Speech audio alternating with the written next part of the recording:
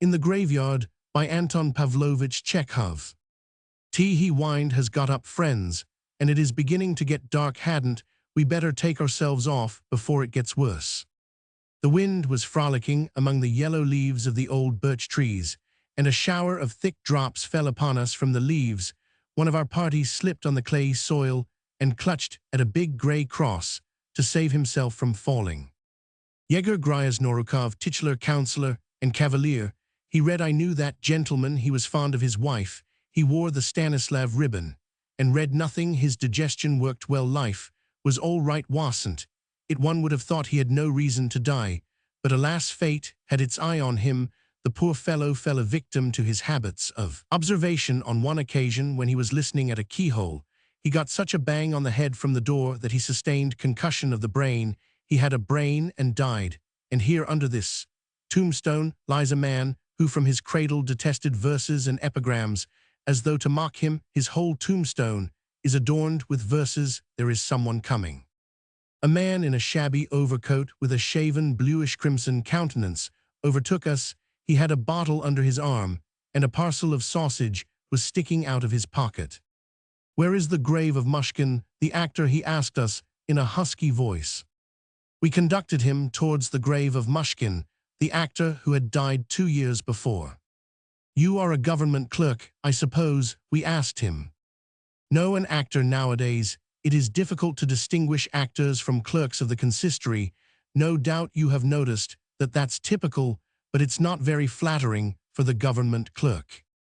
It was with difficulty that we found the actor's grave. It had sunken, was overgrown with weeds, and had lost all appearance of a grave, a cheap little cross that had begun to rot, and was covered with green moss, blackened by the frost, had an air of aged dejection, and looked as it were ailing.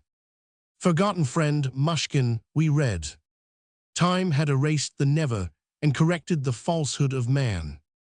A subscription for a monument to him was got up among actors and journalists, but they drank up the money. The dear fellows sighed, the actor bowing down to the ground and touching the wet earth with his knees and his cap. "How do you mean, drank it?" "That's very simple. They collected the money, published a paragraph about it in the newspaper, and spent it on drink. I don't say it to blame them. I hope it did them good, dear things, good health to them, and eternal memory to him."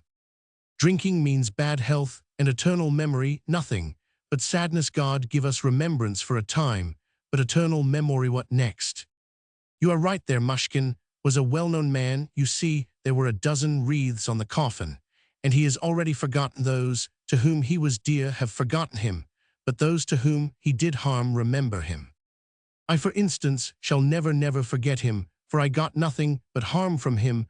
I have no love for the deceased." "What harm did he do you?"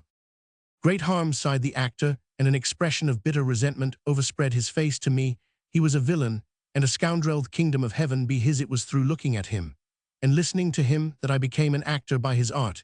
He lured me from the parental home. He enticed me with the excitements of an actor's life, promised me all sorts of things and brought tears and sorrow. An actor's lot is a bitter one. I have lost youth, sobriety, and the divine semblance.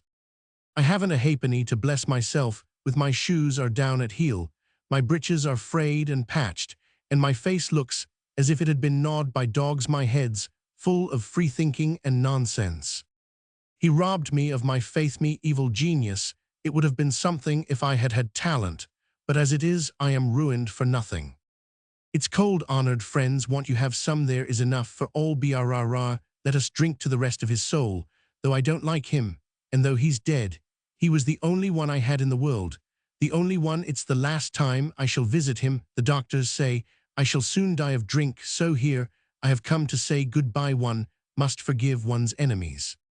We left the actor to converse with the dead Mushkin, and went on. It began drizzling a fine cold rain.